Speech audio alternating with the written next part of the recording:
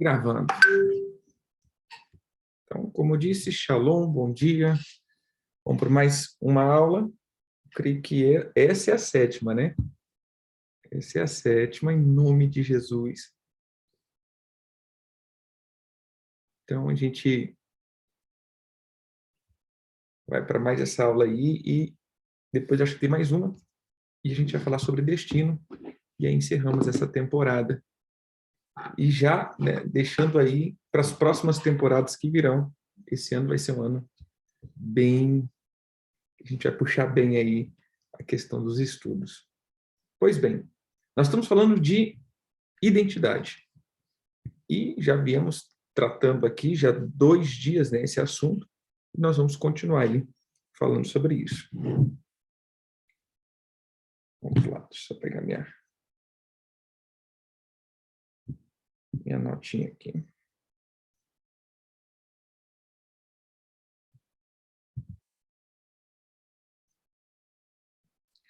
Tá.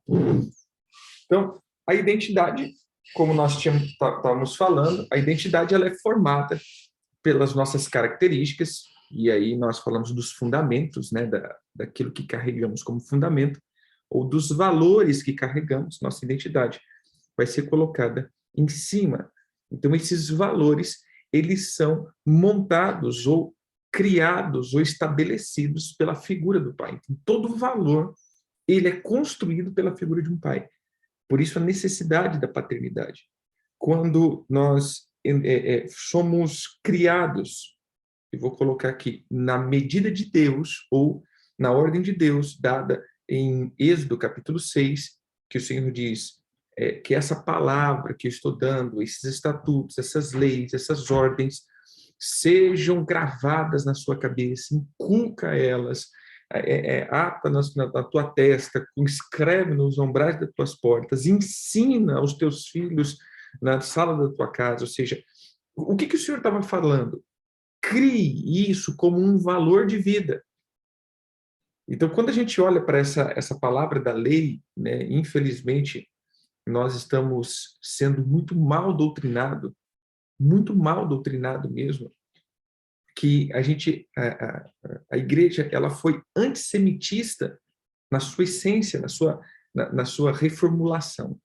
Deixa eu só abrir um parênteses aqui, até porque esse ano que nós estamos entrando vai ser um ano que eu, Éder, vou gastar muito do meu tempo fazendo o que eu entendo como uma reforma apostólica.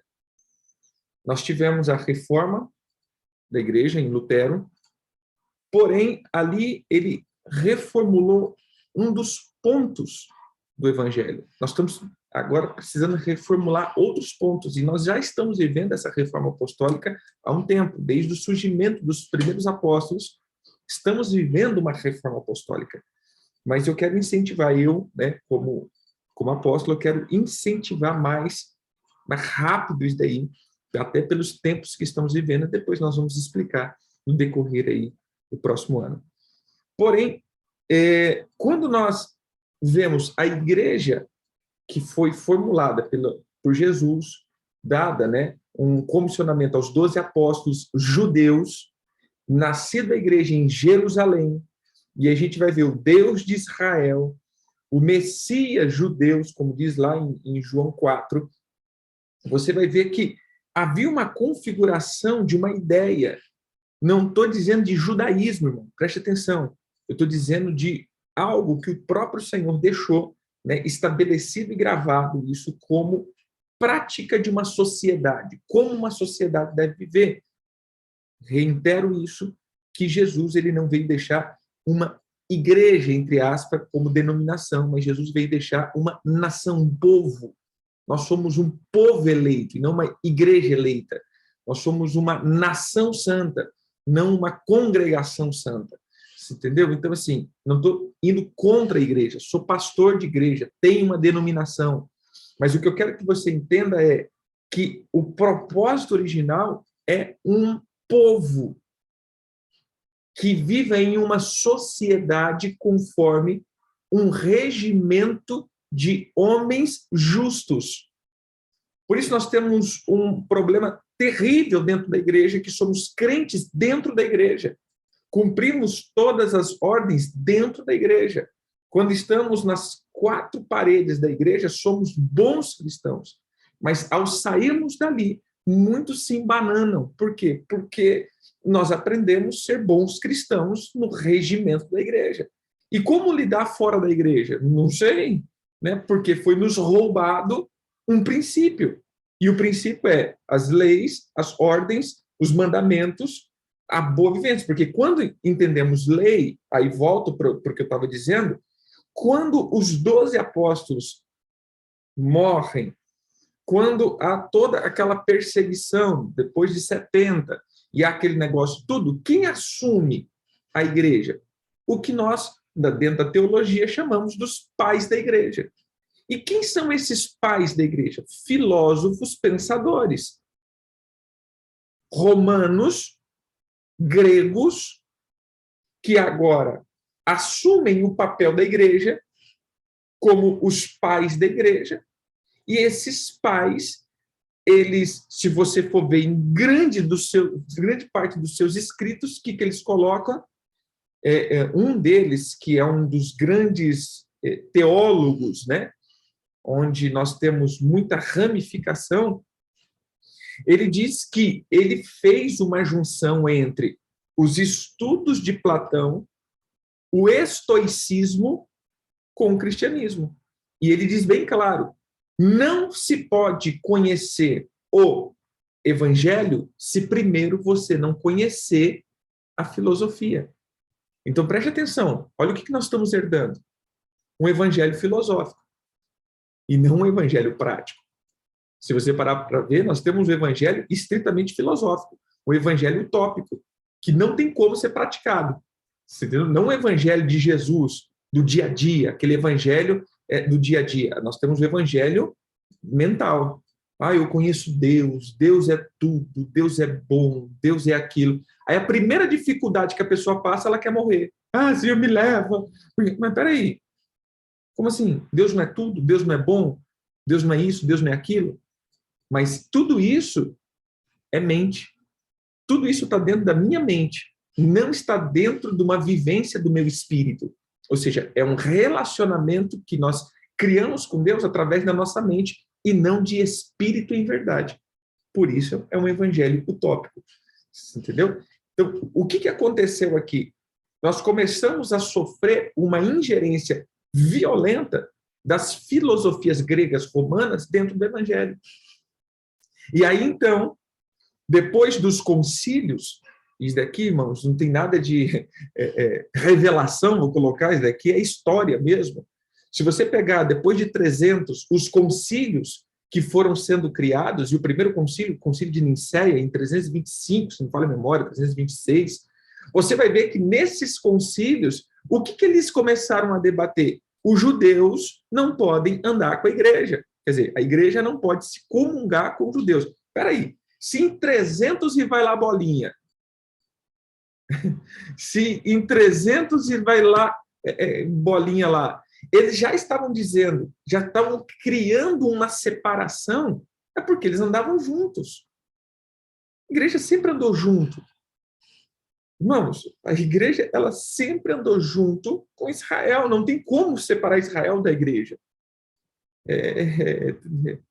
Para mim é irracional. É a mesma coisa você separar a raiz da árvore. Não tem como. Mas, e aí, depois disso, isso vai sendo, como diz, difundido, os concílios vão sendo aumentados, os concílios vão aumentando, até que nós, então, herdamos esse evangelho romano e não hebraico. E aí, o que botou na nossa cabeça? Judeu não pode andar com a igreja. Quer dizer, você olhar para Israel já é judaísmo. Então, preste atenção. Por que eu estou tocando nesse ponto? Porque nós vamos falar de paternidade. E entenda que paternidade é aquele que aplica princípios e valores dentro do povo. E por que nós estamos todo contaminados como igreja? Porque a paternidade que nós aderimos depois de 70 é a paternidade grega romana, e não a paternidade hebraica da igreja. Nós esquecemos dos apóstolos e romanizamos esses apóstolos. Romanizamos tanto, preste atenção, como é escrito na nossa, agora não, mas como era escrito na nossa Bíblia? Evangelho de São Marcos, Evangelho de São João, Evangelho de São Mateus. Meu irmão, nós simplesmente romanizamos violentamente os nossos princípios. E por isso temos muita dificuldade hoje de entender certas coisas, porque nós temos uma base. Exemplo, quando nós falamos da prosperidade, nós temos muita dificuldade, nós trilhamos uma dificuldade violenta, é algo que grita dentro de nós, porque nosso evangelho, que vivemos hoje aqui no Brasil, é um evangelho que passou por uma inserção progressista violenta. É o evangelho progressista. Nós vivemos o evangelho progressista, o evangelho da partilha. Não sei se você já coisou isso. É o evangelho franciscano, né? Que você tem que viver o evangelho franciscano. Mas o evangelho franciscano, meu irmão, funciona para poucos, né? Para o povo. Então, assim, olha como que nós somos progressistas. Qual é a maior ideia progressista que nós temos? Dos trabalhadores e dos empresários. Você já parou para pensar, não sei se aqui tem algum empresário, mas dentro da visão progressista, empresário não é trabalhador, não. Entendeu? Quem tem empresa, quem é dono de negócio, eles não são trabalhadores, eles são a burguesia, né? São os burgueses que estão capitalizando tudo e estão arrebentando com os pobres, né? Os pobres estão totalmente sendo escravizados pelos empresários. Ou seja, essa é a visão. Mas aposto, o que tem a ver isso? Política? Não, não. Agora vamos para dentro da igreja. Você já viu que todas as vezes que se levanta uma pessoa que se dá bem, uma pessoa vou colocar aqui dentro do mundo gospel, a gente já tenta achar um defeito nele? É a mesma visão. Por quê? Porque realmente o evangelho é para aqueles simples não de espírito, simples de pobreza. Entendeu? Quem são as pessoas que mais têm unção? Os pequenos. Os grandes nunca terão vez. Por quê? Porque é o evangelho progressista. A gente sempre vai olhar para os de cima achando eles os dominadores. É lógico que vai ter os que se corrompem, é óbvio, como também, querido, tem os pequenos que são corrompidos. Então, a minha posição, se é grande ou pequena, isso não interfere no meu caráter. Entendeu? A minha posição não. O meu caráter vai determinar se eu sou grande ou pequeno diante de Deus. Mas isso, como que eu falo? É mais ou menos isso. Ou seja, nós temos uma ideia muito errada. E dentro disso, o que nós vamos ver? Nós vamos ver, então, que os nossos valores são os valores que já estão corrompidos. Então, nós vamos ter que redefinir nossas bases para que a gente possa avançar.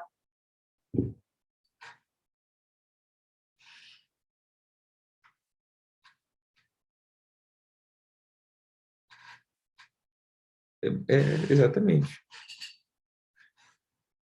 Então, veja só, queridos, quando nós tratamos a visão de governo e de reino, e agora é um ponto que eu vou entrar, que é o ponto do filho e do órfão.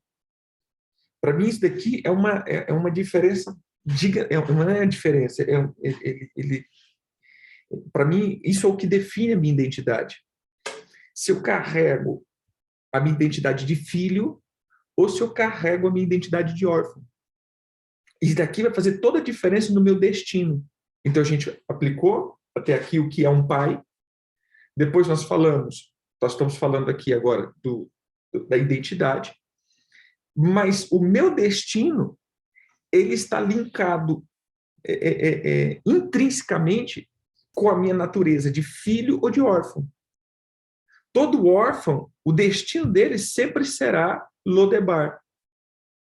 O filho, todo destino será a mesa. Mas a mesa, não a mesa que já virou uma cultura agora, né? A mesa. Não, a mesa que eu falo é a mesa do rei, que é o destino. É a minha missão, é a minha característica. Eu vou cumprir o meu chamado. Então, todas as vezes que eu fui consolidado com uma boa educação, bons fundamentos, naturalmente eu serei uma pessoa de sucesso. Vamos lá. Uma outra coisa aqui, um outro fundamento. O que mais nós vemos na nossa sociedade? A briga, né, da classe, vou dizer assim, o racismo, que, diga eu aqui, não tem tanta expressividade como a mídia coloca, né? A própria mídia cria o racismo, é a mídia que cria essa diferença, porque precisa ter dois lados, né? O progressista precisa estabelecer guerra entre homem e mulher, entre negros e brancos, entre índios, ou seja, elas precisam ter esse caos, então eles que criam isso. Mas qual é a diferença? Ah, mas, apóstolo, você tem que ver que os mais pobres, eles não têm tanta oportunidade. Não, querido. Não é essa a questão. Os mais pobres não têm menos oportunidade. O problema é que os mais pobres não tiveram uma família onde pais fizeram um papel bem correto. Eu não estou dizendo aqui 100%. Eu estou dizendo que, em muitos casos, o sucesso de uma geração está na doutrinação ou no fundamento da geração passada.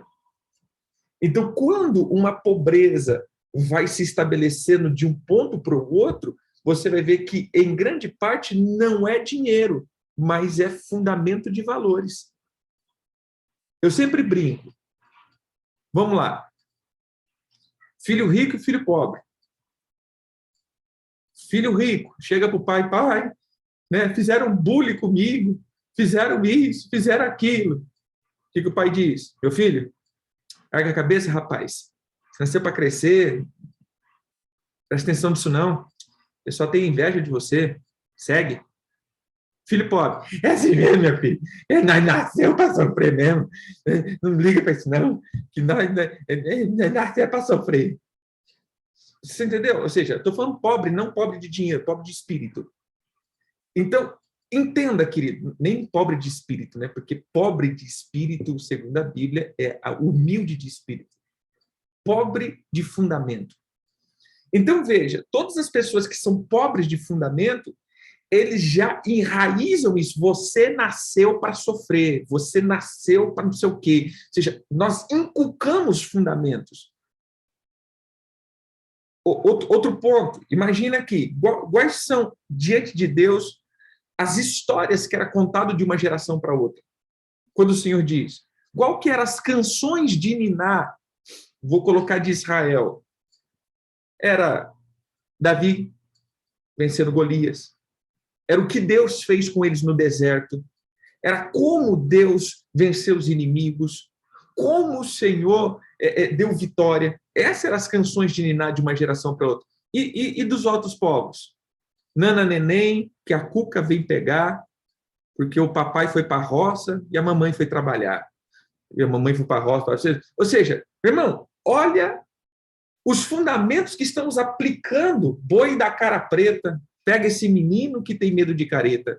Então, se você parar para pensar, olha os fundamentos que uma geração ela está transmitindo para outra geração. Você entendeu? Então, uma geração vai inculcando na outra geração. Por isso o Senhor diz, pega o teu filho e faça isso. Crie fundamentos sólidos na vida dele de moral, de princípio, de fé, de identidade. A identidade dessas pessoas, elas são forjadas dentro daquilo que uma geração viveu. Se eu sou uma pessoa, eu vou dizer assim, otimista, sou uma pessoa totalmente para frente, uma pessoa, eu vou criar o meu filho assim. Se eu sou uma pessoa pessimista, que tudo é errado, porque, meu Deus do céu, eu só sofro na vida, o meu filho também vai ter esse fundamento do sofrimento, da sofrência. Você entendeu? Então, esse é o problema. O problema que nós temos agora de identidade é o problema da geração passada. O problema dos fundamentos. Por isso, eu tenho batido grandemente falando de identidade em cima de valores. Valores. Os valores que eu carrego alteram o meu destino. Os valores que eu carrego alteram o meu destino.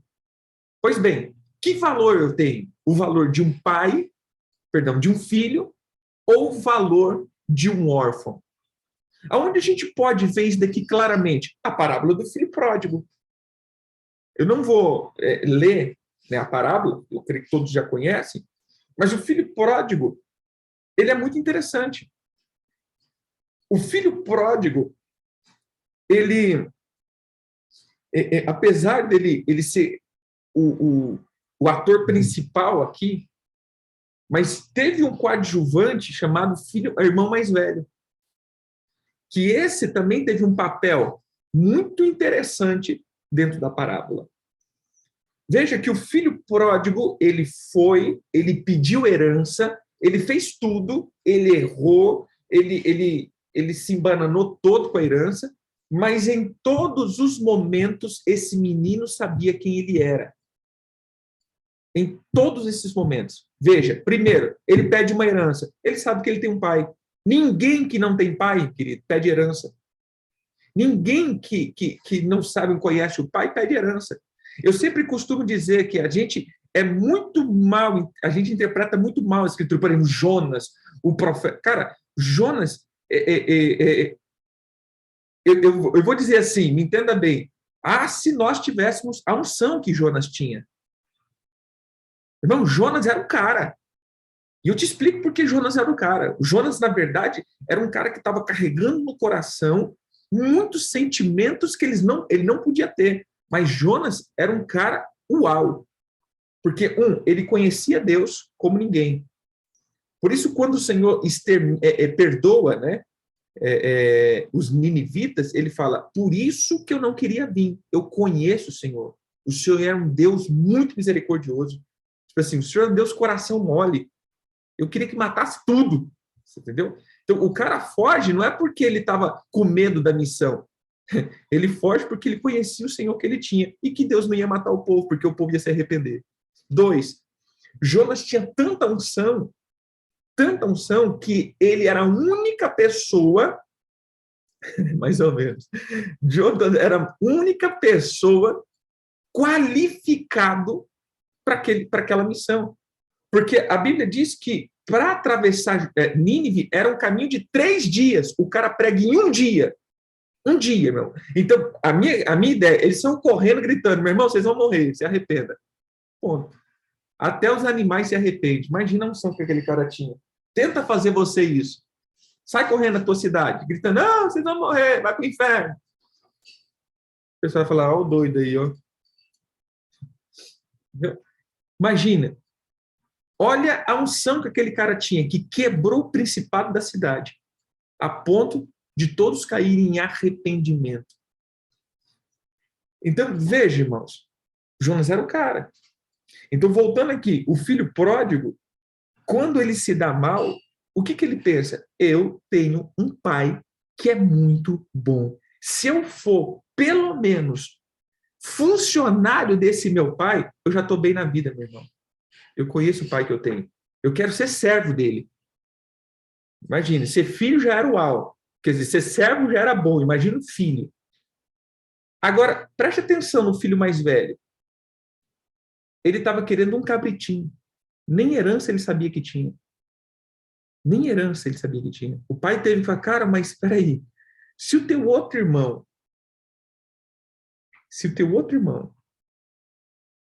gastou tudo, de quem é toda a minha herança, cara? É tua. Tudo que é meu é teu. Não tem mais nenhuma partilha aqui. Tudo é teu. Mas por que? Olha aqui, querido. Por que o outro irmão não queria que o outro viesse?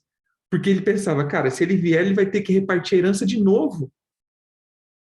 A herança vai ter que ser partida de novo. Não, meu irmão, é teu agora. O cara, ele veio, a gente está resgatando, ele é filho, mas ele é teu. O que sobrou aqui é teu. Tudo que eu tenho é teu, meu irmão. Vamos entrar, vamos nos alegrar. Não. Porque, com quem que aquele cara estava? Com o servo. Ele não teve coragem de chegar na casa do pai e entrar. Ele estava andando com servos e não com o pai. Então, mediante essa história, eu quero traçar alguns fundamentos aqui. Bem? Ainda não, divino. Aqui demora as coisas para chegar, filha.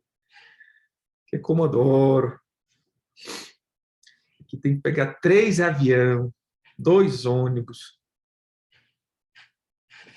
4 jumentos. Brincadeira. Vamos lá.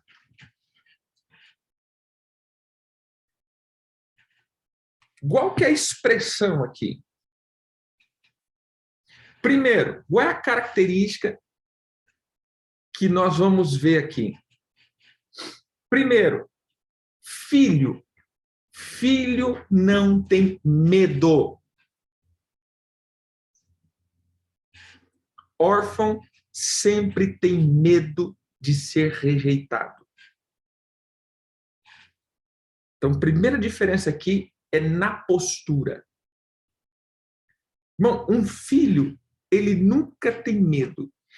Filho tem temor. Nós temos temor de Deus.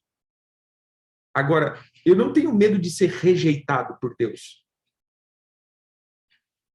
Você entendeu? Eu não tenho medo da rejeição de Deus. Por que eu não tenho medo da rejeição? Porque eu conheço meu pai. Gente, Deus não rejeita.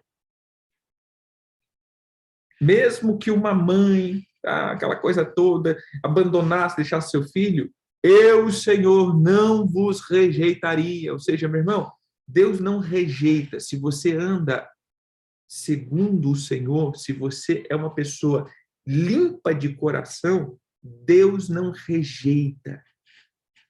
Deus pode sim aplicar, eu não vou, correção, mas o órfão, ele sempre tem medo da rejeição, a pessoa me abandonar, eu ser abandonado.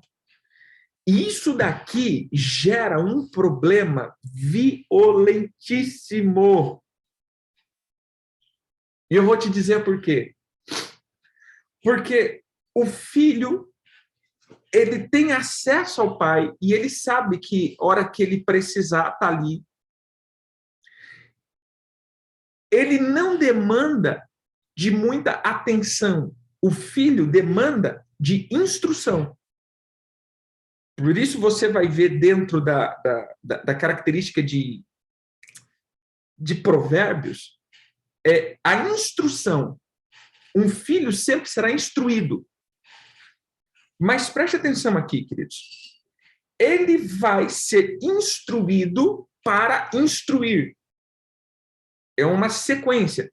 Eu sou instruído para aplicar em outro, eu sou instruído para replicar o conhecimento. Então, veja, é natural. O filho, ele vai ser educado. Eu vou colocar no modo biológico. Eu tenho um filho, nós estamos criando ele. Meu filho já tem 17 anos, vai fazer 18. Daqui a um tempo ele vai conhecer uma mulher, e essa mulher, então, vai chamar a atenção dele, né? Ele vai se casar, vai gerar um filho e vai cuidar desse filho. Ou seja, nós cuidamos dele para que ele possa cuidar de outros, transferir. Simples. Mas qual é a questão do órfão? Agora, não biologicamente, estou falando emocionalmente. Qual é a característica do órfão? O órfão precisa sempre aprender. Gente, eu tenho uma palavra que uma vez eu ouvi, isso aqui não sai da minha cabeça. Deixa eu te falar. Discipulado tem que acabar. Hein? Entenda. Discipulado, ele acaba, querido. Ele começa a ir... Apóstolo, mas nós não somos eternos aprendizes. Sim, mas eu estou dizendo desse discipulado, ele tem que acabar. Vamos lá. Jesus discipulou quantos anos os discípulos dele? 3 anos. E depois falou, ó, fica aí agora, leve tudo que eu ensinei para vocês e ensino do outro. Não é isso? A ordem lá de Mateus, de Marcos e de Lucas, principalmente de Marcos. Agora, né, transfiro para vocês e de pregar o evangelho ensinando as pessoas a obedecerem o que eu ensinei para vocês. Tchau. Discipulado acaba, gente. Agora, para um órfão, o discipulado nunca acaba. Por quê? Porque o negócio não é aprender, o negócio é estar junto. Porque ele necessita de muita atenção. Porque o medo de ser rejeitado é muito grande. Então, ele precisa sempre estar junto, porque quando ele está junto, ele sabe que ele está incluído dentro da atenção. Então, se eu estou junto, eu estou tendo atenção. E se eu estou tendo atenção, não estou sendo rejeitado. Então, a cabeça de um órfão funciona desse jeito. Eu estou junto, eu não estou sendo rejeitado. Mas, se porventura eu não estiver junto, eu vou sofrer de rejeição. Por quê? O que está acontecendo?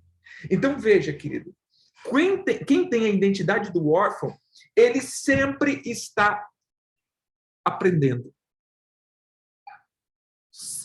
Entenda o que eu estou dizendo. Eu sempre estou aprendendo. Mas hoje, ensinando também. O problema do órfão, ele sempre está aprendendo, nunca está ensinando. Eu vou dizer um problema da nossa geração agora. Eu vou citar um texto aqui.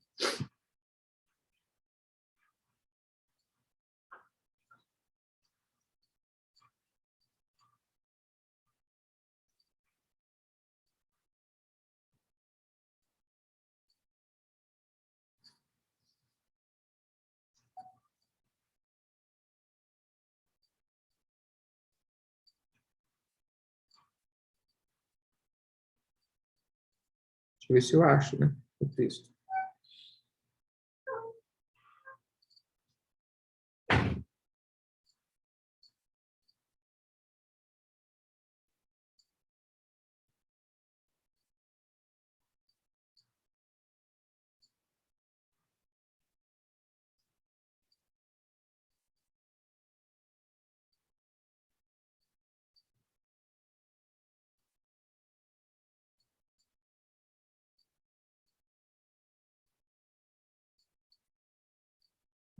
Vou achar que não.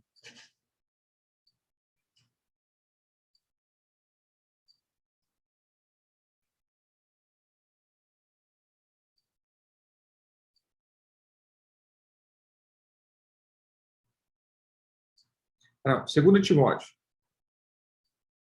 2 Timóteo 3.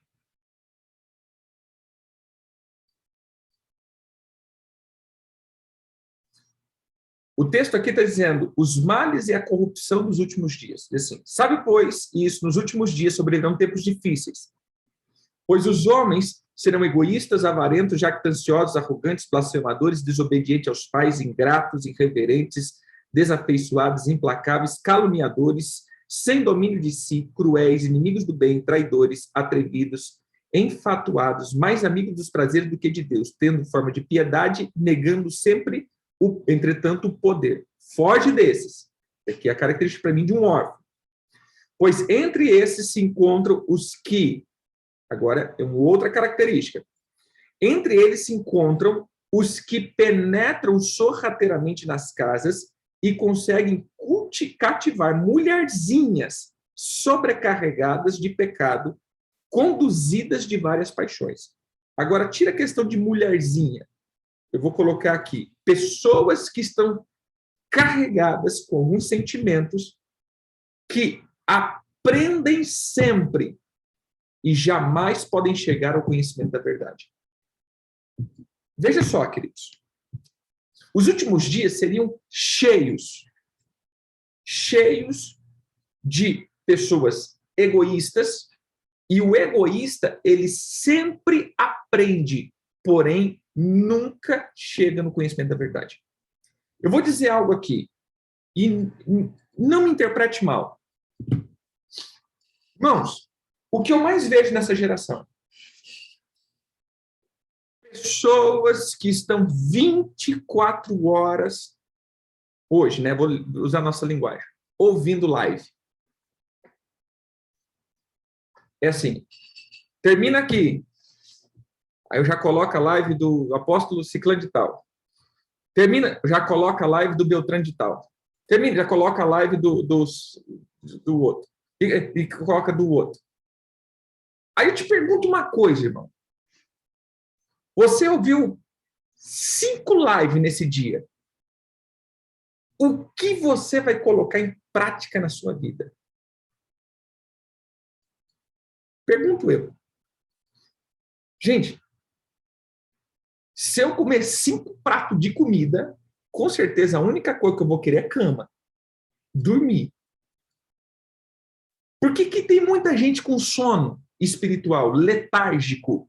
Por que tem muita gente que não consegue render mais dentro da igreja local? Que não consegue mais cumprir ministério? Porque eles estão comendo tanto que não tem como gastar isso que eles estão comendo. Segundo ponto. Você pega 3, 4 pessoas que têm linhas diferentes de pensamento. Aí você pega um que vai para cá, você ouve outro que vai para lá, aí você ouve outro que vai para lá. Gente, eu vou dizer uma coisa para você. Não vai sair nada. Nada, nada. Então, o que acontece? Aí eu olho o quão órfão é essa pessoa. Porque ele precisa estar atualizado de informações, porém, nunca pode chegar a um pleno, como que eu posso falar aqui, uma plena direção. Você não tem uma voz que direciona. Eu já vi isso demais. Estamos falando aqui de papo aberto, né? Lógico. Mas o que muitas vezes eu, Éder, faço? Apóstolo, me ajuda, tá? Te ajudo. Porque... Olha só. Porque eu fui ungido pelo ciclano, que o Beltrano disse que não sei o quê, e o outro estava me ungindo, mas eu queria que você me mentoreasse. Não. Você está doido? Entendeu? Irmão, fora do contexto. Tipo assim, como que você está sendo direcionado por 45 pessoas? Não existe isso. Essa polarização do ensino de hoje, ela está criando uma geração mais órfã que existe. Eu não quero aqui fechar as pessoas, mas o que eu quero que você entenda é que se você não parar para seguir, ouvir, ser direcionado por alguém, você, na verdade, vai ouvir muitos ensinos, porém nunca vai chegar a ser enviado por ninguém. Entendeu aqui? Quem vai te enviar? Se você é discípulo de 35 pessoas, quem é que vai te enviar? Quem é? Não, mas disseram. E daqui eu ouço você. Disseram que eu tenho uma unção de apóstolo, disseram que eu tenho unção. Amém, querido? Quem que disse? O fulano, então deixa ele te ungir. Porque, meu irmão, eu não estou vendo nada até agora. Eu não consegui caminhar. Eu não consegui caminhar com você ainda. Eu não tô conseguindo. Assim, vamos lá. Você chegou, mas eu não estou conseguindo caminhar com você. Então, se eu caminhar com você, eu vou entender quem você é. Porque eu não... Ministério, querido, eu não posso ficar vendo só revelação. Eu vou dizer Éder. Éder agora.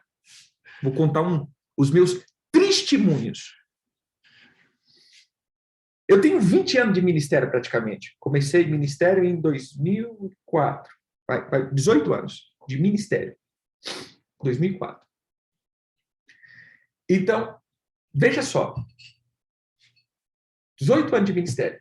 Assim, efetivo, né? Já tenho 20 e tantos, mas efetivo. Assumido uma igreja. Eu já ungi muita gente. Eu já ungi pastores que hoje são desviados. Já tem gente que eu ungi que hoje nem Jesus está servindo. tempos passados. Por quê? Porque eu ia, por quê? Por revelação. Cara, ó, Deus me disse que você é pastor. Meu irmão, eu não demorava um mês.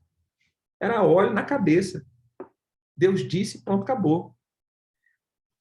Mas preste atenção. Jesus escolheu 12 discípulos a dedo. Jesus, eu estou dizendo o apóstolo, dizendo Jesus.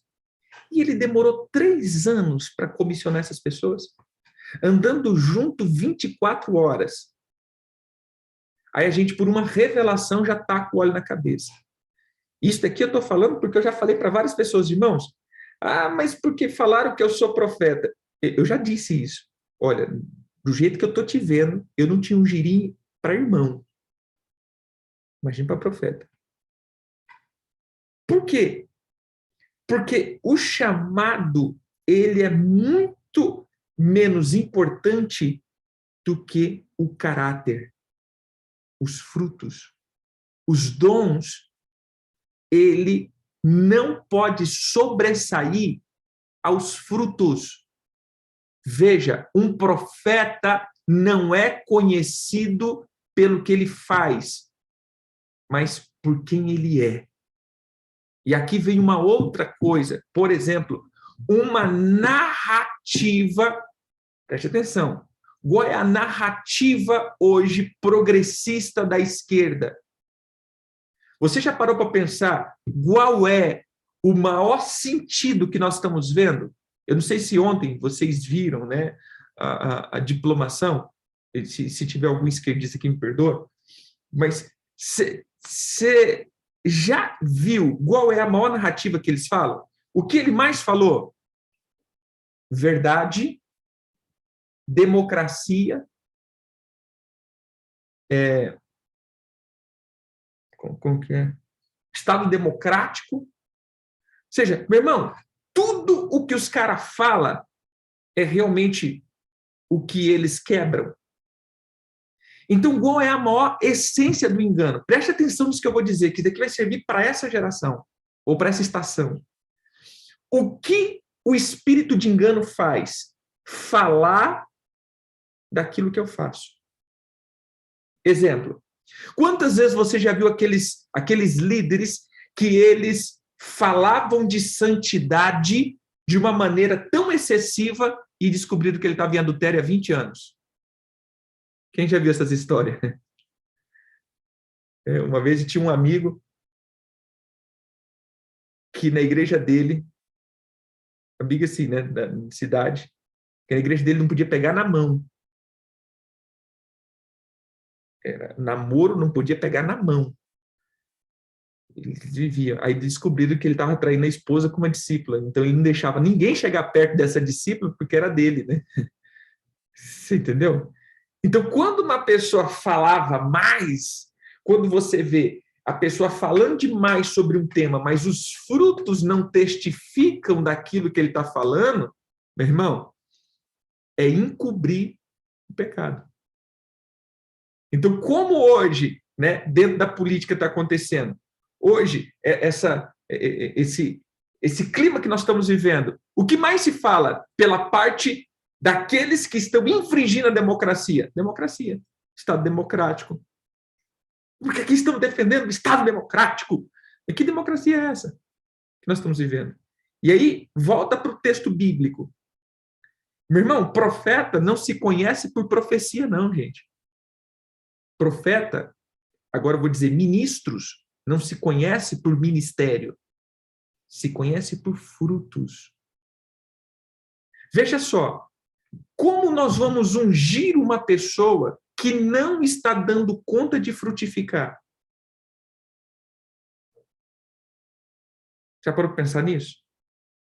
Vamos lá. Vou ungir pastor.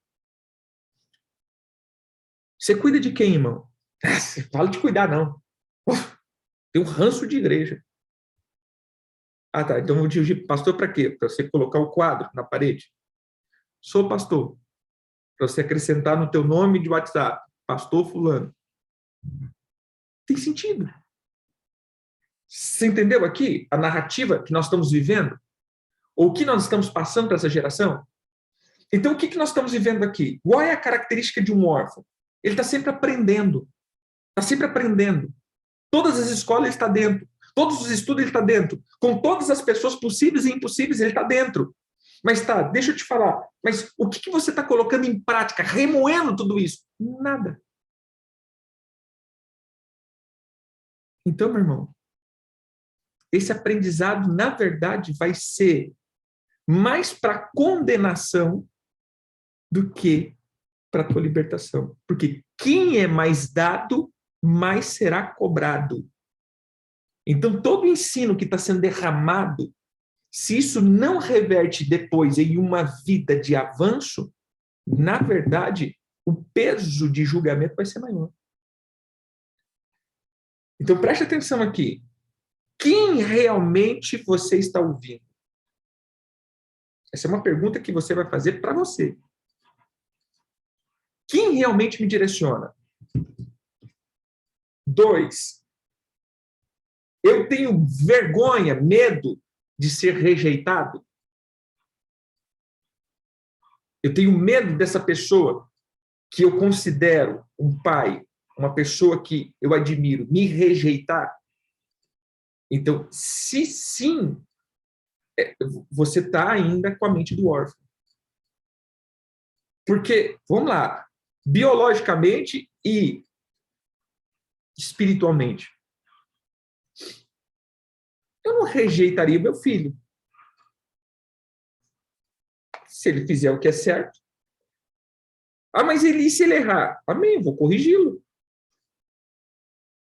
Agora, o que me faria a me afastar? Mentira. Isso me faria me afastar. Você entendeu? Como filho natural e espiritual. Uma pessoa que eu sei que está mentindo. Uma pessoa que eu sei que na verdade, ele está querendo só ser aceito e não ser corrigido. Uma pessoa que está somente querendo fazer parte do grupo e não fazer realmente parte de um discipulado. Isso me afastaria, sim. Né? Então, beleza. Aí você vai ver, beleza, não, tranquilo, de boa. Mas eu já me afastei, você entendeu? Por quê? Porque eu sei que essa pessoa não está querendo ser corrigida. Ela está simplesmente escondendo tudo. É que nem confissão de pecado. Já viu pessoa que confessa pecado? Eu sempre falo isso. Ah, eu queria, posso falar de... Tá, mas deixa eu te perguntar. Todo mundo já está sabendo ou não? Não, ninguém está sabendo. Cara, vem cá, confessa o teu pecado. Porque se ninguém está sabendo e você está confessando, é porque o pecado pesou e você se arrependeu. Não, pode que está todo mundo sabendo. Ah, não. Então, beleza. Por quê? Se está todo mundo sabendo, jamais é o peso da vergonha. Fui exposto. Então, eu vim confessar meu pecado. Não, você não foi confessar. Você está sendo coagido a isso porque você foi exposto. Na verdade, não houve arrependimento mesmo, entendeu?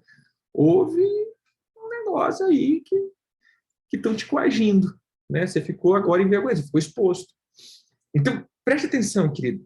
A mente de um filho e a mente do órfão, ele vai sempre funcionar assim. A mente do órfão é sempre buscando um ponto de atenção. Então, ele está sempre em tudo. Está sempre em tudo.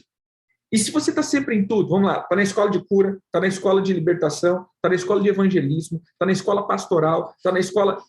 Peraí, mas o que você é? Entendeu? O que você é? O que você vai pegar? Que faculdade você faz? Não, eu faço de enfermagem, mecânica e física quântica. Aí você está bem direcionado, né? Ou seja, eu estou fazendo uma faculdade de enfermagem e uma de mecânica industrial. Vamos lá, engenharia industrial. Cara, você está totalmente fora de... fiz de medicina e depois vou fazer, sei lá, psiquiatria. Beleza. Não, mas é tudo assim, sabe? Então, quando a pessoa começa a fazer muita coisa, eu falo, eu já penso, é órfão. Ele está querendo... as pessoas pensam que é por muito aprender que vai dar certo. E não é. Não é pelo muito aprender. É por aquilo que você aprender, colocar em prática. Olha quem que Jesus considera a casa sobre a rocha. Quem é a casa sobre a rocha e quem é a casa sobre a areia? Vamos para essa parábola?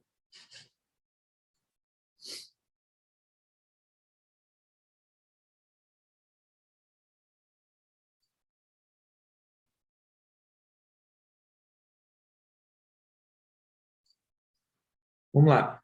Está lá em Mateus 7. Os dois fundamentos. Todo aquele, pois, que ouve essas minhas palavras e as pratica, será comparado a um homem prudente que edificou sobre a rocha. Então, vamos lá. Ouve as minhas palavras e as pratica. Beleza. Verso 26. E todo aquele que ouve as minhas palavras e não as pratica. Ou seja, o ser estar sobre a rocha não é ouvir a palavra. Porque aqueles que ouviram a palavra e não colocaram em prática, construíram uma casa também.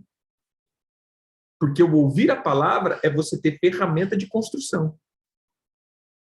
Mas o que ele está dizendo é, você começou a ser construído pela palavra, você está ouvindo, você está sendo construído. Mas essas palavras não estão solidificadas numa base chamada prática. Então, meu irmão, não tem como. Então, veja isso. O que eu pego? Por exemplo, hoje eu ensino libertação. Mas como que eu aprendi libertação? Como que eu comecei a fazer isso? Sabe como? Eu ia lá para o apóstolo, os apóstolos, quando eu conheci o apóstolo Joseí, eu escutava as mensagens, escrevia todas, chegava na minha congregação de 20 pessoas e colocava em prática. Chamava todos eles, meu irmão. E peia. Os primeiros discípulos meus, eles devem ter feito aquele mapeamento, sem brincadeira, isso não é brincadeira, mais de 10 vezes. Mais de 10 vezes eles fizeram mapeamento. Porque em 2 meses, 3 em 3 meses, eu estava nas escolas desse grupo. Eu chegava e falava, irmão, mapeamento. Aposto, mas a gente fez 2... Não, esqueci de fazer coisa. Volta aqui, mapeamento de novo. Aí todo mundo. Chegava da escola de novo, irmão, mapeamento, vem para cá de novo. Esqueci de fazer coisa. Por quê? Porque eu pegava tudo aquilo ali e ia botar em prática. Na minha vida e na vida dos outros. E aí eu fui aprendendo.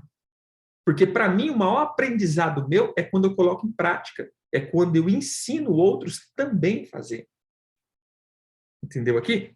Então, aí eu pego tudo isso e fico o dia inteiro ouvindo live. Gente, desculpa, mas isso é um mau sinal. É a mesma coisa você sentar no sofá, pegar o pacote de biscoito e comer o dia inteiro. Normalmente isso vai resultar em obesidade. Entendeu? Por quê? Porque você está fazendo o quê? Só comendo. Agora, espiritualmente estou dizendo, comendo. Mas, apóstolo, eu não consigo, eu não me adequo mais à igreja. Por que você não se adequa mais à igreja? Porque você só está comendo. Por que você não consegue ter mais comunhão? Porque você está comendo. Por que você não consegue conviver perto do corpo de Cristo? Porque você só está comendo. Quem já assistiu aquele negócio dos quilos mortais? A pessoa já tem quase 400 quilos. Ela não consegue ter mais uma vida social. Ponto. Aqueles que só comem, espiritualmente dizendo, elas não conseguem mais ter uma vida social, porque elas já entenderam que elas são o suprassumo do conhecimento. Por quê? Porque eu estou na escola do apóstolo estou na escola do apóstolo fulano, estou na escola do apóstolo ciclano, estou na escola do não sei quem, faço curso não sei quem. E, meu Deus do céu! Às vezes as pessoas dizem, desculpa, queridos, a gente está falando de paternidade, a gente está ajeitando e ajustando paternidade. Então, como diz, nessas aulas eu estou tentando ser o mais rasgado possível. Mas quando a pessoa chega para mim e fala assim, apóstolo, eu precisava passar por libertação. Querido, tá, conta um pouco da história. Não, eu já fui na escola da doutora Neuza, já fui na escola do Dulcinea, já fui na escola. Ih, rapaz, você está no lugar errado. Porque se já foi em todos os meus professores e não deu conta, quem sou eu, gente, para dar conta disso? Não tem como dar conta, hein? Se você já foi nos meus professores e o treino mudou, quem sou eu para fazer isso? Você entendeu aqui? Então, significa que eu fui fazer muitas coisas. Essa é a mentalidade do órfão. O filho, não. O filho, ele vai pegar, remoer, ver o que está errado, botar em prática e aplicar na vida do outro. Isso é o filho. Por quê? Porque ele não precisa ficar no ciclo de atenção. Depois eu vou lendo as perguntas aqui, eu vou respondendo. O ciclo de atenção. O órfão, ele quer mais o ciclo de atenção. E eu vou dizer isso daqui, gente, eu não estou falando isso aqui por experiência de outros, não. Estou dizendo pelas minhas experiências. Eu já contei isso várias vezes, eu já sofri de orfandade terrivelmente. Eu vou dizer até assim, eu já sofri de orfandade ridiculamente. A ponto que eu vivia isso. Toda escola que tinha, eu estava no meio, todo não sei o que eu estava junto. Então, eu lá, você entendeu? E eu sofria de uma crise de identidade horrível e ridícula. Por quê? Porque eu queria, na verdade, fazer parte do grupo e não aprender somente. E isso daqui traz muito prejuízo. Muito prejuízo. Eu já até falei isso daqui várias vezes, né?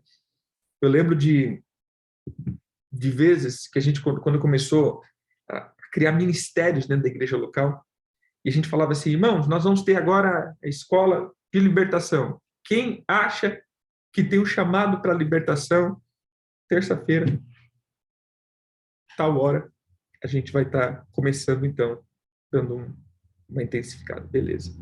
Chegava, nossa igreja tinha umas 30 e poucas pessoas, chegava, tinha 30 pessoas. Uau, a igreja inteira é libertador, lascou, né? Que agora nós vai ter que achar pessoal do louvor, intercessor, beleza, vamos lá. E aí passava 2 meses, né? 2 meses, peia, de manhã à tarde à noite estudando. Aí a hora que eu vi que assim, pô, dá para eles começarem, né? Agora, irmãos, quem acha que tem um chamado para intercessão, né? Nós precisamos agora criar um grupo de intercessão. Quarta-feira, 30 pessoas. Pronto. Acabei com meus libertadores. Cadê os libertadores agora? Agora tudo intercessor. No fritar dos ovos, dessa turma todinha, acho que eu tenho 4 libertadores, uns 5 intercessor. Por quê? Porque realmente são as pessoas que tinham esse chamado. E o restante? O restante estava aonde estava o movimento. Porque era legal. A gente está no grupo que o apóstolo está ensinando. A gente está perto, a gente está junto, a gente tem atenção. Você entendeu? É isso. Então, veja, se você está nesse ciclo de roda para todo lado, começa a pensar aí. Isso tudo, né? Porque isso, eu vou dizer, demanda tempo e demanda dinheiro. Você entendeu? Então, cuidado. Cuidado que você pode estar sendo prejudicado. Pega alguém que você gosta. Eu já recebi várias pessoas nesse nível. Eu estou dizendo de novo com o coração de um pai. Apóstolo, eu queria ser teu filho. Amém. Mas quando eu estou passando por problema, eu gosto de me aconselhar com o apóstolo fulano de tal. Aí você para, pensa. Tá. Mas por que você não... Mas por que você não fica lá? Não, é porque, sei lá, eu gosto do jeito que você ensina. Aí você fica assim pensando, gente, o que está acontecendo aqui, né? Você entendeu? Ah, não, quando eu estou com problema, eu me abro para o ciclano. E eu sou o quê? O que eu estou dizendo aqui, como diz, entendendo paternidade. Eu estou tentando tirar muitos aqui de alguns erros que estão cometendo. Muitos eu conheço, outros eu não conheço. E não estou dando indireta. Mas entenda o seguinte, queridos. Se você entendeu quem é o teu pai, gaste um tempo só com ele. Entendeu? Como é gastar um tempo só? Para ouvir o que essa pessoa está falando. Para ouvir a direção dessa pessoa. Para caminhar naquilo que ele está dizendo. Tente aí 1 mês, 2 meses, 1 ano, 2 anos, 3 anos. Nada deu certo, a direção foi tudo furada. Então, vamos sair fora um pouquinho, né? Agora, meu irmão, às vezes a gente vai culpar o pai, mas no fundo, eu já vi muitas pessoas decepcionadas comigo. Porque a cobertura não funciona, só estou levando fumo. Mas deixa eu te falar, não obedece. Eu falo para ir para lá, para cá. Você entendeu? Por quê? Porque para cá foi as pessoas que falaram, né? O Ciclano Beltrano. Então, assim, o filho, ele sempre vai voltar para a casa de um pai, porque ele sabe, o pai, o órfão, ele sempre vai estar perto dos servos. Então, veja isso. Você tem um pai. Se você tem um pai, seja o teu pastor local, seja um apóstolo que te acompanha. Irmãos, preste atenção. Ouça o que essa pessoa está te dizendo. Gaste um tempo com eles. Às vezes as pessoas pensam que eu estou brincando. Mas eu não estou. Quando eu digo assim, você fala, você conhece o apóstolo? Então, não conheço. Mas o cara... Você conhece o... Não conheço. Gente, se vocês me perguntar muito dos nomes de pastores da atualidade, não conheço. E eu vou te dizer por que eu não conheço. Porque desde 2012, que eu decidi andar no apostolado, eu peguei uma turma, e dessa turma, depois, uma pessoa, e é a que eu ouço e que eu sigo. Apóstolo, mas você não está bitolando demais? Cara, eu gosto de ser fundamentado por aqueles que eu achei, conferi, vi, botei a prova, no sentido assim, fiz todas as questões, cara, eu vou ser fundamentado. Eu estou fazendo um outro curso, eu tenho um curso que eu estou fazendo de uma outra área. Irmão, eu peguei isso daqui, agora eu vou daqui 1 ano, 2 anos, 3 anos, 5 anos, 10 anos, ouvindo essa pessoa, pegando o fundamento dessa pessoa. Eu comecei a fazer um negócio que eu nunca tinha feito, em uma área que eu nunca tinha mexido. Fui para um curso, agora estou fazendo outro curso, fiz um outro curso, em 4 meses. Cara, sabe assim, estava no curso lá agora, esses dias, e o pessoal falou, nossa, né, mas quanto tempo você... 4 meses. Como assim? 4 meses. Por quê? Porque quando eu decidi aprender isso daqui, eu peguei um professor, vim no primeiro curso, peguei o que ele me ensinou, e todo dia eu pratico o que ele me ensinou. Agora eu voltei aqui, aí tinha pessoas que já eram 30º curso. Você entendeu? Cara, pega o que a pessoa te ensinou, bota em prática o que a pessoa te ensinou, que vai funcionar. É fundamento. É fundamento. Pega e bota em prática. É fundamento. Entendeu? Se você botar em prática fundamento, tudo que você cria em cima de fundamento dá certo. Aí ela fala, não, é porque você tem um dom para fazer. Não tem dom de nada, meu irmão. Não tem dom de nada desse negócio, do que eu estou fazendo. Né? Não estou falando de área ministerial. Estou dizendo desse curso. Então, preste atenção. A questão é você pegar e botar em prática. Então, ouça e bota em prática. Fundamento. Agora não. Aí você faz o quê? Eu vou botar nesse negócio. Eu aprendo lá com o professor, faço o curso, aí eu vou para a internet. Ver o que os outros estão falando. Não, meu irmão, não vou ter tempo para isso.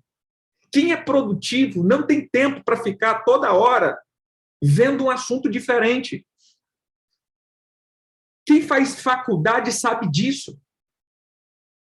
Pega aí faculdade, principalmente essa faculdade que exige muita matéria. Vê se você tem tempo de ficar vendo, né, o que os outros professores estão falando na internet. Meu irmão, você já tem tanta coisa para estudar, você tem tanta coisa para botar em prática, que você já não tem mais muito tempo, não. Se você tem muito tempo para ficar... desculpa, querido, quem tem muito tempo sobrando é um sinal ou de aposentado ou de pessoa que não está se movendo. Entendeu? Não estou dizendo que aposentado não se move, porque tem aposentado, eu conheço muitos aposentados, meu irmão, que trabalha mais do que jovem de hoje. Mas estou dizendo aposentado assim, já estou tranquilo, já desacelerei meu trabalho, eu tenho tempo agora para isso. Você entendeu? Me entenda bem, você vai falar que eu estou chamando os aposentados de não fazer nada. Mas não, ou seja, agora já fiz, já tenho meu pé de meia, eu tenho tempo para parar. Agora, meu irmão, se você já não tem teu pé de meia, se você ainda precisa trabalhar, cuidar da família, e ainda tem tempo de ficar ouvindo um monte de coisa, há um sinal terrível de letargia, de obesidade da alma. Outro ponto. O filho, ele sempre tem um tempo de ser instruído e depois de instruir. O órfão precisa aprender. Esse aqui é o ponto que nós falamos. Então, ele sempre fica num grupo seleto para se sentir alguém, e o órfão sempre precisa ter muita atenção. Então, veja só, querido. Igual um outro problema que eu vi. Por que as coisas não funcionam? Porque o reino só funciona a partir de 2. É que nem pilha. Controle remoto. 2 pilhas. É raro você pegar algo que vai uma pilha só. No mínimo 2. Pega aquela lanterna de 1935, que cada abastecida da lanterna, meu irmão, você tinha que fazer um empréstimo. Era 8 pilha grande, né? Um absurdo. Então, ou seja, quanto mais potência, mais unidade tem que ter. O que vai uma pilha? Geralmente é uma coisa fraquinha, que você não precisa de muita energia, fraquinho. Aí você coloca uma pilha. Tudo que precisa de mais força, precisa de mais pilha. Isso daqui não é diferente na tua vida de ministério. Ministério fraco, fique sozinho. Ministério forte, muita comunhão. Quanto mais comunhão, mais força. Quanto mais unidade, mais força. Mas veja, no reino, no mínimo 2. Aonde tiver 2 ou mais, eu manifesto. É que nem pilha, meu irmão. Vamos lá, controle. Se eu tirar uma pilha aqui, não acontece. O controle do reino só funciona com 2 cristãos para cima. Bem? Então, preste atenção. Por que o céu não... mas o céu não se abre. Porque está sem pilha. Bota mais uma pilha aí que você vai ver como que funciona. Vai funcionar bem, meu irmão. Top das galáxias. Então, veja só. Começou a se isolar mau problema. Eu estava esses dias ministrando acerca de cura. Sabe que eu aprendi?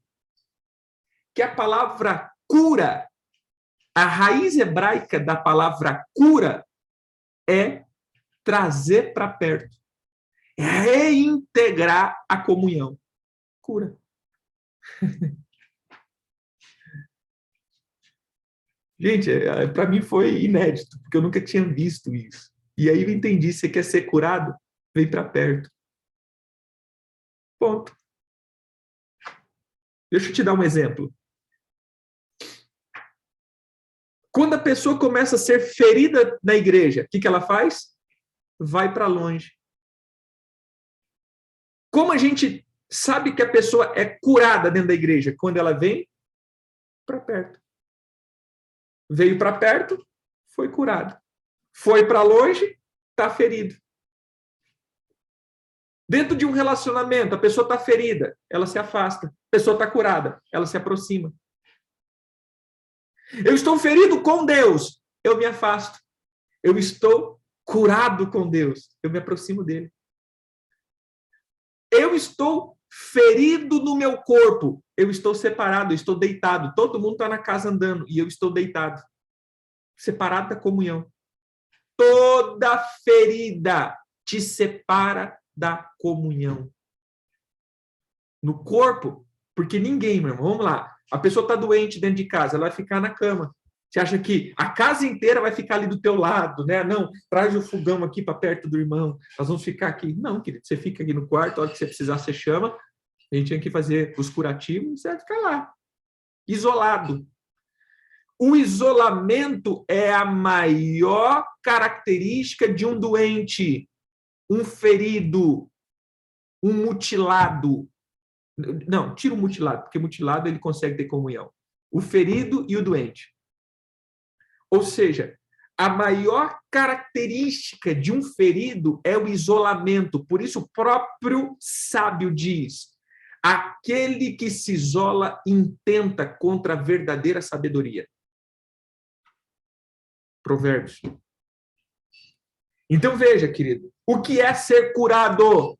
Vem para perto, ser reintegrado, ser chamado, ser conduzido. Então, o órfão, ele não consegue viver. O órfão não consegue viver na comunhão, porque ele está ferido com paternidade, ferido com figura de autoridade, ferido com... Ou seja, ele sempre vai viver em grupos seletos, mas normalmente vai caminhar sozinho. Então, aquelas pessoas que sempre estão sozinha, nunca integrada a um nível de comunhão satisfatório, essa pessoa nunca vai chegar a ser um verdadeiro filho. E aí é o problema. Por que o problema? Porque ela passa muito tempo sozinha. E se passa muito tempo sozinho, pensa demais. Quem passa muito tempo sozinho fica pensando demais. E aí, meu irmão, a cabeça funciona muito. E aí funciona assim. Vou dar um exemplo. Imagine aqui. Eu vou dar... sei lá, estou aqui pensando. Vou pensar aqui na minha esposa. Aí fico pensando, mas o que você está pensando? Eu acordei, sei lá, será que ela está chateada comigo? Porque o jeito que eu acordei assim hoje, aí não vi ela fazendo isso, aí né, eu já vim da aula e eu não vi nem a mesa colocada. Meu Deus, será que... Você entendeu? Eu fico pensando demais. Aí aqui eu fico criando um monte de ideias na cabeça. Aí eu fico imaginando o que a pessoa está pensando. Imagina, irmão, para mim isso aqui eu estou imaginando o que a outra pessoa está imaginando. Não, eu achei, porque do jeito que ele piscou assim, eu acho que foi um... Sabe, a gente tentando descobrir o que está passando na cabeça do presidente hoje, né? Aí posta as coisas enigmáticas, a gente fica, meu Deus, né? Meu pai do céu, o que... É mais ou menos assim vive o órfão. Ele está sempre tentando descobrir os enigmas da outra. Gente, para, não tem enigma. Não existe enigma. Só chega para perto, só se aproxima, só tenha comunhão, só vá para a comunhão. Não se isole. Todo isolado é um sinal de enfermidade. Isolamento, enfermidade. Covid, se isole. Doença transmissível, se isole. Contaminação, se isole. Ferida na alma, se isola. Ou seja, isolamento é isso. É sinal de doença. Então, não tem como uma pessoa falar que está com a identidade resolvida se ele está isolado. No cristianismo, não, querido. Pode ser em qualquer coisa. No cristianismo, não funciona, porque o cristianismo só funciona a partir de 2. Onde tiver 2 ou mais, tudo que vocês pedirem no meu nome será feito. 2 ou mais. Então, não funciona. O reino de Deus não funciona sozinho. Só quando não tem mais como fazer. Só que se você tiver numa situação... mas se você se isolou por causa de ferida, você não vai mais sentir Deus. Deus não vai mais falar com você. Isso é claro, porque você foi para as águas. Depois a gente pode falar isso de fortalezas, mas essa é a fortaleza das águas. Todos aqueles que estão mergulhados nas suas melancolias, eles foram para dentro da fortaleza. Davi, ele fala em um salmo dele claramente sobre isso, onde as águas inundam até a alma. Quem já nadou sabe, quando você mergulha, você pode gritar o tanto que for que quem está lá em cima não te ouve. E quem está lá em cima pode falar com você que você não ouve. Você só vai ouvir o barulho das águas. Então, todos os que estão feridos só escuta a voz da ferida. Nunca vai escutar a voz de Deus. Então, preste bem atenção nisso. E aqui, então, nós terminamos no sentido que, pergunta, qual é a minha identidade? Criança, infantil ou madura? Para mim, existem 3 tipos de identidade. Uma pessoa que é criança. A criança, ela está na fase do aprendizado. Preste atenção. Que nem, volta aqui, estou fazendo um curso, sou criança. Estou na fase do aprendizado. Criança, nisso aqui eu sou criança. Agora, depois de um tempo que você passou pelo aprendizado e continuou criança, então você já não é mais criança, você é infantil. É diferente. Aí está infantilizada. O que é infantil? É você ver um adulto fazendo birra. Isso já não é criança. Criança fazendo birra é criança. Adulto fazendo birra é infantilização. É imaturidade. Entendeu aqui? Olha aqui, queridos, preste atenção. Jesus conta 3 parábolas. 100 ovelhas, 10 dracmas, 2 filhos. Na verdade, um filho. Sempre o dízimo, né? 100 ovelhas, depois 10 dracmas, depois um filho pródigo. Veja só. As 100 ovelhas estavam caminhando. Uma ovelha se perdeu. Jesus deixa as 9 ovelhas, as 99 ovelhas, e vai buscar a ovelha perdida. Mas depois ele conta a história, irmãos, é que ele perdeu 1%, ele foi atrás de 1%. Mas Jesus, depois ele disse que tinham 2 filhos, e um se perdeu, 50%, e ele não foi atrás. Dá para pensar nisso? Ele não foi atrás. Nós corremos atrás de ovelhas e não de filhos. Entenda isso, querido. Deus sempre vai resgatar ovelhas e não filhos. Porque filho, quando entendeu que é filho e se afasta da mesa do pai, é porque ele está com pirraça. Ele não está inocente. Ele não se perdeu porque ele não sabe o caminho. Porque ele conta claramente que o filho se perdeu, mas ele sabia o caminho de casa.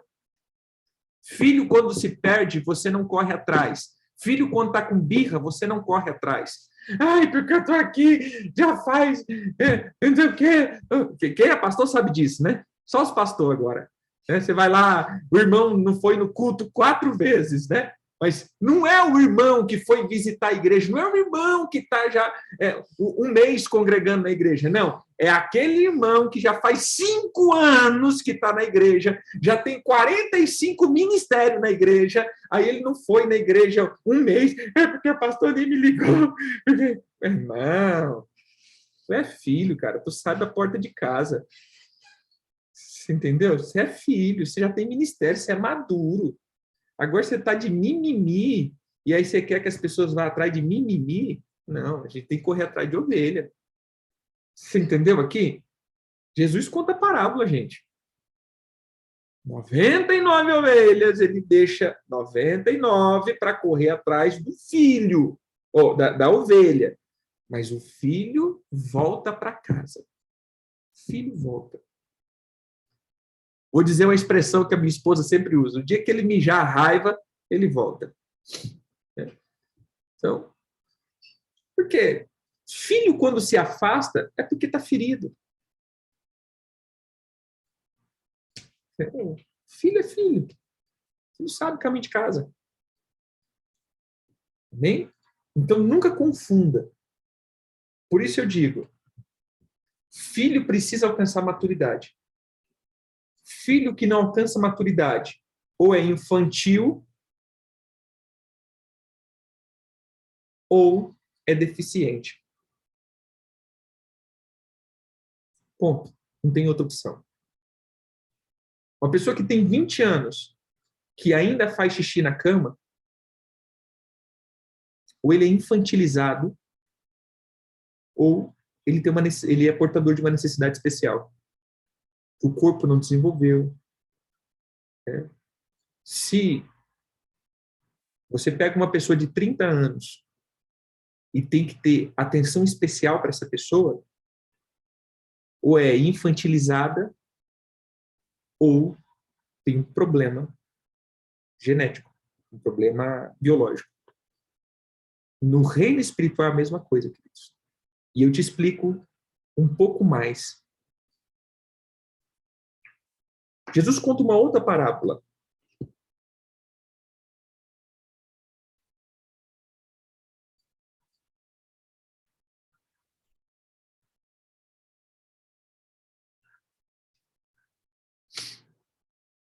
Deixa eu contar essa parábola. Abra aí Lucas. Lucas 13:6. Então Jesus proferiu a seguinte parábola. Certo homem tinha uma figueira plantada na sua vinha. E vindo procurar fruto nela, não achou. Pelo que disse ao vindicultor. Há 3 anos, olha aqui, 3 anos, venho procurar fruto nessa figueira e não acho. Podes cortá-la, para que está ela ainda ocupando inutilmente, Lucas 13:6. Agora já estou no 8. Olha o que ele diz aqui, no 7. Pelo que disse o vindicultor, há 3 anos venho procurar frutos nessa figueira e não acho. Podes cortá-la, para que está ela ainda ocupando inutilmente a terra. Ele, porém, respondeu, Senhor, deixa ainda esse ano, até que eu escave ao redor dela e lhe ponha estrume. E se vier a dar fruto, bem está. Se não, mandarás cortá-la. Você entendeu o prazo de Jesus aqui? 3 anos com a rebarba de mais um. 4 anos. Acabou, meu irmão. Isso aqui, para mim, não é enigmático, não, viu? É muito claro. Uma pessoa que está 3 anos dentro do ministério, que não frutificou, se aduba mais um. Se não frutificou, meu irmão, esquece. Vai inútil. E esse, normalmente, vai ser o que vai arrancar outras pessoas da igreja. Quem é pastor sabe disso. Como diz, de pastor para pastor Marisa. Todos aqueles que passaram mais de 4 anos e não conseguiram crescer e amadurecer dentro do evangelho, eles vão ser pedras de tropeço e vão arrancar a gente da igreja. Porque eles vão contaminar. Eles vão de casa em casa, eles vão de lugar em lugar, eles vão sempre fazer algo. O pastor sempre deixa mais um, né? Aposto no terceiro, já passou o machado.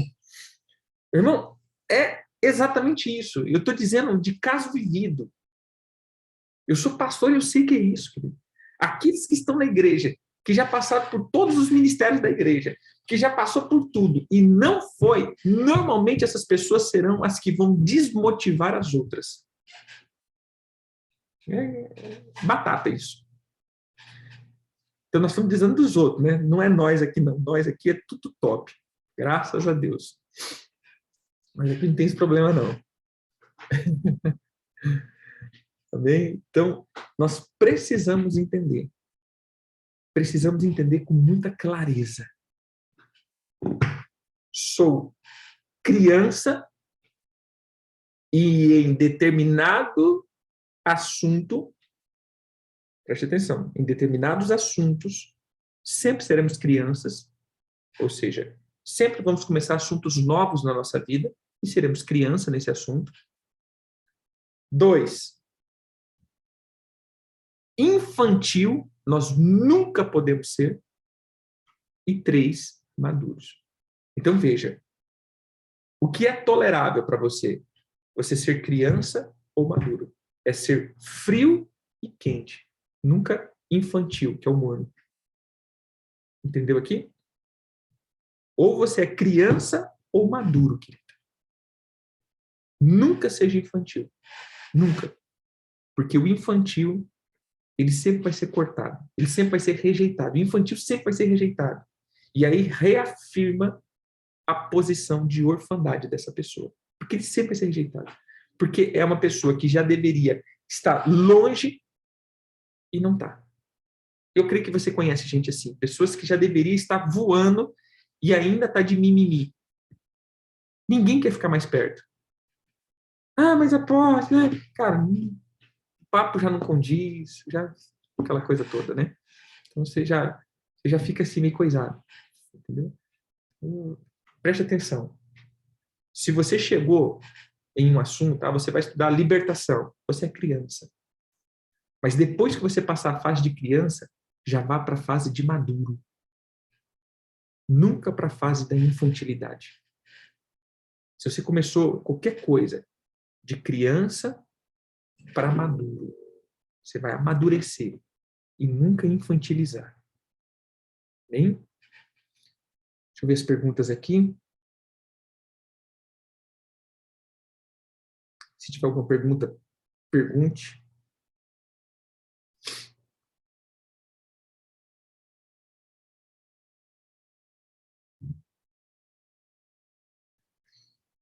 E é bem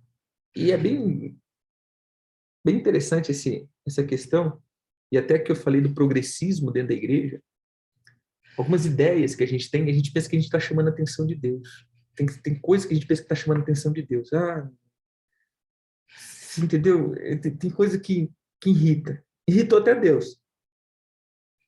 Eu vou dizer uma, Moisés. Moisés irritou Deus. Moisés era o cara. Mas quando Deus fez, Moisés, tá, Senhor, chama outro. Não, Moisés, é você mesmo. Não, Senhor, eu sou ruim de falar. Não, Moisés, mas eu vou colocar a palavra na tua boca. Não, Senhor, deixa eu falar isso daí. Não dou conta, não. Ô, Moisés, vai lá. Não, Senhor. A Bíblia diz, e Deus acendendo a sua ira. Você entendeu? Então eu vejo muita gente assim. Eu chamo de falsa humildade. Falsa modéstia. E se ferem muito. Porque eu vou dizer uma coisa, querido. O que eu mais faço é uma coisa de pé da letra. Principalmente ministério. Eu sou pé da letra. E eu vou te explicar como pé da letra. Porque eu já tomei muito na cara. Vou te explicar um caso. Você vê que a pessoa estava com a falsa modéstia. Irmão, você tem um chamado, querido. Isso aqui é em tempos antigos, né? Você tem um chamado. Ah, mas não quer ser ungido, não. Nossa, longe de mim ser ungido. Não, você tem chamado. Aí, um dia teve um dia de unção. Aí essa pessoa, né, tal, chamamos a pessoa, tal. Aí ela falou, não, mas, será? Não, ixi, nunca ser ungido. Aí, por cagar d'água, ungi. Depois, sabe o que eu escutei? Ungi porque não quis, eu nunca quis ser ungido. Mas era doido, porque já tinha passado por 2 unções na igreja e o bico tinha ficado desse tamanho porque não tinha sido ungido. Aí você vai ungir, né, para não ficar bicudo. Aí depois o quê? A responsabilidade foi tua. Eu não pedi para ser ungido. Eu não queria ser ungido. Você entendeu? Então, eu sou pé da letra, meu irmão. Ai, nossa, eu não tenho. Então tá bom. Então, um dia que você achar que tem, a gente conversa. Por quê? Para não sobrar depois para mim, né? Porque depois sobra para mim, né? Eu sempre falo, isso daí é aquele negócio, né? É as falsas humildades. Irmãos, não seja falso humilde. Ó, eu não estou pronto, eu acho que eu não estou pronto. Você está vendo alguma coisa em mim? Quem é pai está vendo, querido. Não, beleza, não. Eu sei que você tem um chamado. Mas peraí, vamos trabalhar mais um pouquinho aqui, vamos trabalhar isso, depois a gente segue. Você entendeu? Então, eu já conheci várias pessoas que chegaram e falaram, eu fui chamado para isso, disseram que eu tenho essa e essa função. Cara, eu acho isso muito top, porque, pô, já vou te olhar diferente aqui, já vou analisar isso daqui e dizer, não, realmente você tem, não, você não tem. Mas é difícil a pessoa que fica falando, ah, não, não, não. Então, por mais que eu veja alguma coisa, eu nunca vou falar, porque você já está dizendo não para mim. Você entendeu? Então, quando a pessoa já chega dizendo, ó, eu vi tal, que nem quando eu cheguei para a primeira cobertura apostólica que eu tive, ó, Deus falou comigo que eu era apóstolo. Eu não me cheguei intitulando apóstolo. Deus falou para mim que eu era um apóstolo. Mas eu não sabia. Depois de 4 anos, um pouco, que eu fui ser ungido. Entendeu? Um trabalho intensivo. Mas Deus tinha falado comigo e eu deixei claro para essa pessoa. E depois essa pessoa chegou para mim e falou, realmente, eu vi o apostolado na tua vida. Amém. E se ele falasse não? Amém. Né?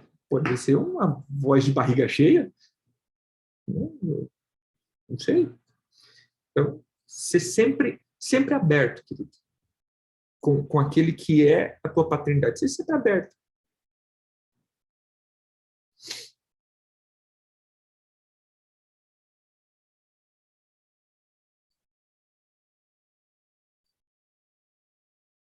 Tem mais alguma? Se eu esqueci alguma pergunta aqui, vocês me repostem aí de novo.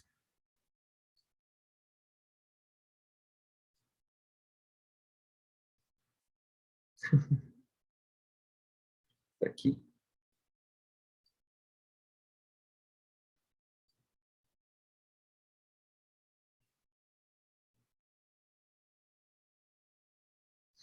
Nesse caso aqui, né, uma pergunta que colocou, uma igreja grande. Normalmente, essas igrejas serão alinhadas pela visão. Aí você tem que ter uma visão muito bem estabelecida. Eu, particularmente, gosto de uma coisa chamada igreja orgânica, que igrejas divididas em pequenos grupos, não células. A igreja mesmo ser pequena. Eu acho bem mais legal igrejas. Eu falo hoje, eu estou dizendo hoje isso para vocês. Eu não sei se tivesse uma igreja de 200, sei lá, 2.000 pessoas. Eu não sou muito fã, Éder Gregório, não sou muito fã de grandes instituições, porque você gasta muito tempo institucionalizando. Então, às vezes, em vez de ter uma igreja de 1.000, 10 igrejas de 100 seria mais eficiente e funcional. Mas eu tenho ministério, uma cidade bem pequenininha, então, assim, eu caminho para isso, né? Para ter igrejas mais pastorais mesmo, onde a pessoa ainda tem contato com o pastor, é mentoreada pelo pastor, está sempre com o pastor, você entendeu? A gente vai gastar muito menos parte de organização, porque quando você cresce muito, você precisa de muita organização, e na organização você pode institucionalizar, pode, não estou dizendo que você pode institucionalizar. Vou dar um exemplo aqui. O crescimento, ele pede institucionalização. Hoje, eu tenho uma rede apostólica. Nós caminhamos aí em torno de umas 130 pessoas nessa rede. Entre pastores e irmãos, tem alguns que não são pastores, assim, não são líderes de igreja, mas nós devemos ter ali em torno de uns 100, cento e poucos líderes dentro dessa rede apostólica, não ministério igreja. Imagine agora essa rede crescendo para 300, 400 pessoas. Vai chegar um tempo que vai ter que institucionalizar. Entendeu? E o que seria institucionalizar? Agora, nós vamos colocar supervisores. Então, o pastor da região tal vai conversar com esse supervisor, que esse supervisor vai conversar comigo. Então, já quebrei o laço de comunhão com a ponta. Mas precisa para poder. Então, o meu crescimento, eu sempre gosto de falar assim, eu gosto de crescer orgânico, até o ponto que eu vou dando conta. Que nem por esses últimos dois anos, os irmãos que eram mais antigos sentiu. Porque antigamente eu estava, era full, né? Estava sempre ali respondendo, agora demora um pouco, porque é viagem, é isso, é aquilo, e WhatsApp, então já está havendo uma demora. Então, eu estou tentando me adequar à minha rotina com o meu pastoreio, com isso, para não institucionalizar, para não criar essa ferramenta de você vai conversar com um, que vai conversar com o outro, que vai fazer a triagem para você conversar comigo. Então, não, é sempre muito aberto, entendeu? Eu não gosto desse negócio, eu não gosto desse tipo de institucionalização. Mas todo crescimento pede isso. Então, uma igreja que passou de mais de 250 pessoas, ela já vai ter a dificuldade, por exemplo, da igreja conversar com o pastor, porque o pastor ele vai ter que cuidar de muita coisa, o pastor vai ter que cuidar de muito prédio, ou seja, coisas prediais, né, a instituição, a burocracia, e aí vai ter que colocar pessoas para cuidarem de pessoas. Cuidar de pessoas, a gente sempre vai ter pessoas cuidando de pessoas, mas ele vai ficar menos acessível. Então, pode ter esse problema, sim. Toda igreja grande tem esse problema? Não. Bem, mas eu estou dizendo que todo crescimento, ele necessita de organização. E muitas vezes, nessa organização, institucionalizamos. E aí, alguns se perdem aí.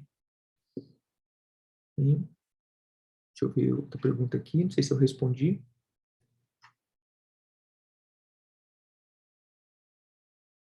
Sim, quantidade e qualidade, né? Nós precisamos de prática e não de obras somente. Era o que o apóstolo Paulo dizia. Porém, depois o apóstolo Tiago, ele veio contrapondo algumas coisas, porque se você ficar só em obras e obras e obras, quer dizer, prática, C, eu começo a ser e não fazer.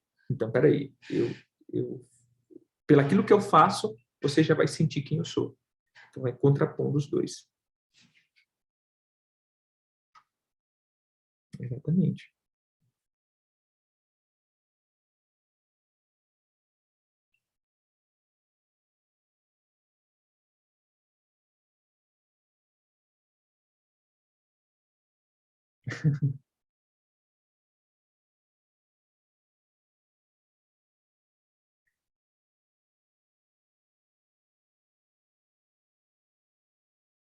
Tem mais alguma pergunta aqui que eu estou esquecendo? Eles não aceitam tratamento, se isolam.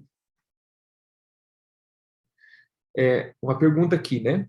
Quando essas pessoas, eles não aceitam tratamentos e se isolam, a gente não vai mais cuidar? Tentar resgatá-lo? O que eu faço, gente? Quando uma pessoa que eu vejo que é um líder se isolou, ele ficou ferido.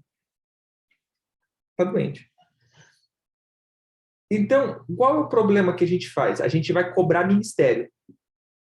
Resultado. E essa pessoa não está pronta para resultado. Duas coisas aconteceu. Essa pessoa foi colocada na liderança imaturamente, porque se ela ficou ferida, é porque ou o negócio foi muito sério, ou essa pessoa é ainda infantil no seu processo de descarte de ofensa. Ou seja, a motivação dela ainda é muito pessoal. Então, é uma motivação muito, muito eu ainda. Então, ela se fere quando as pessoas não conseguem suprir essa necessidade dela. Então, quando um líder meu se fere, por exemplo, local, estou dizendo local, eu paro de conversar acerca de ministério e às vezes vou conversar acerca de nada, sabe assim? Vou chamar para fazer qualquer coisa.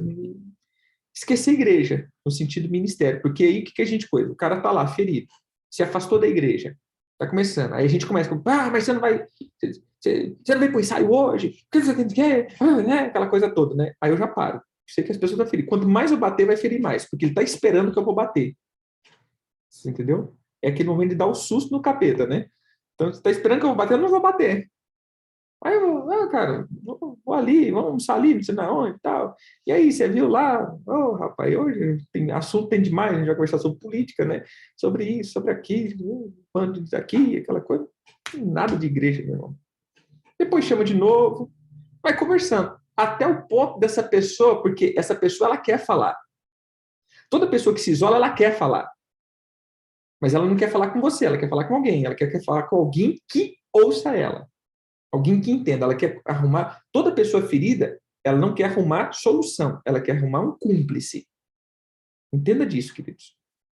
Todas as pessoas que se feriram, elas vão atrás de um cúmplice. Alguém que vai ouvi-la e dar razão para ela. Porque ela não quer ser julgada. Ela quer ter razão naquele momento. Ela está irada. Então você começa indo. Aí, até o ponto dela vomitar o que ela está sentindo. Aí é o momento de você chegar e ir tratando. Você entendeu? Agora, de qualquer maneira, essa pessoa não quer, eu particularmente não insisto.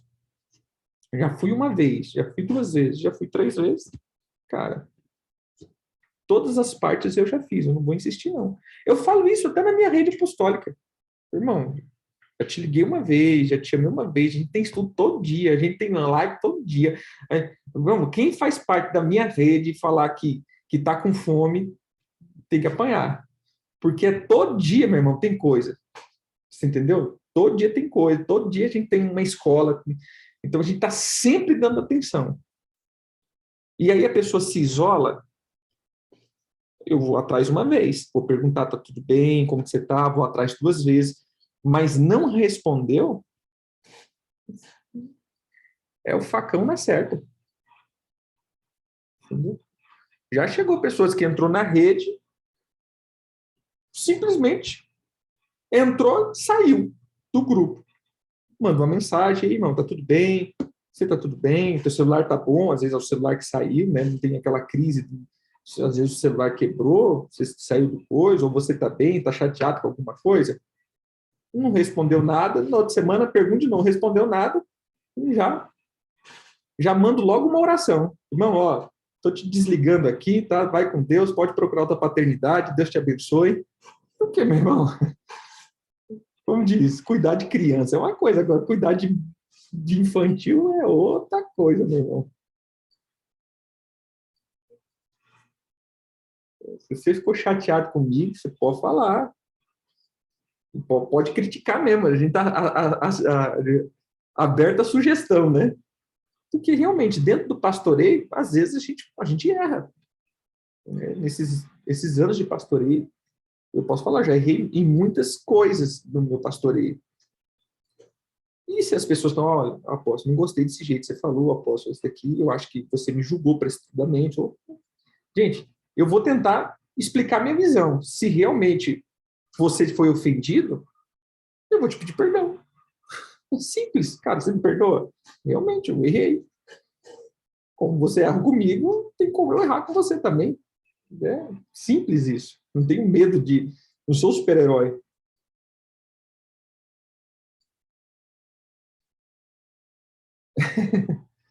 Mas nesse caso, né, como o pessoal coloca, né, tem muita gente que já faz tempo que está. Esse caso é o aprendizado o quê? O que a gente mais trabalha? É a estação. A gente já trabalhou as propostas, estações, isso aqui é legal, é top.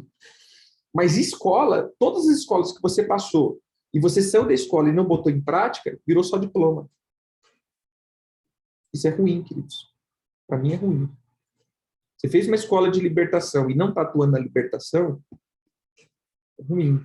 Você fez a escola de não sei o quê, e você não está atuando, você não está usando esse conhecimento e aplicando ele, é ruim. Não é bom. Porque é um conhecimento acumulado. Nem creio que é isso, né? Se eu não respondi, manda no grupo lá que eu vou respondendo. Eu vi que teve algumas perguntas aqui de cunho pessoal, mas depois eu respondo. Tá bom, queridos? Então, estamos caminhando aí, depois para a última aula de identidade, e aí a gente vai para destino. Bem, Deus abençoe. Espero não ter, às vezes, sido ofensivo, né? Mas eu gosto muito de falar, quando a gente vai falar de paternidade, eu gosto muito de colocar a visão. que eu tinha como um filho e hoje que eu tenho como um pai.